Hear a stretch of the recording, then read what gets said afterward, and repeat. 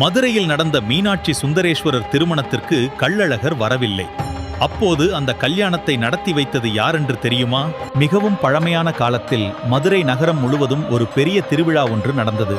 அது மீனாட்சி அம்மன் மற்றும் சுந்தரேஸ்வரர் திருக்கல்யாணம். இந்த தெய்வீக கல்யாணத்திற்கு மீனாட்சி அம்மனின் அண்ணனாக கருதப்படும் கள்ளழகர் அழகர் கோவிலிலிருந்து மதுரைக்கு புறப்பட்டார்.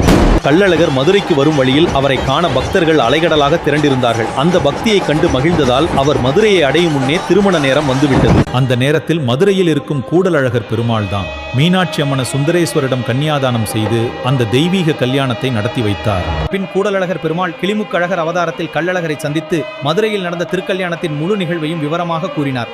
இந்த செய்தி கள்ளழகருக்கு தெரிந்தவுடன் அவர் தனது பயணத்தை நிறுத்திக் கொண்டு தனது பக்தர்களுக்கு அருள்பாலித்து அங்கிருந்து புறப்பட்டார். அதனால்தான் இன்று வரை கள்ளழகர் மதுரைக்குள் வராமல் வைகை ஆற்றில் இறங்கி திரும்பிச் செல்கிறார்.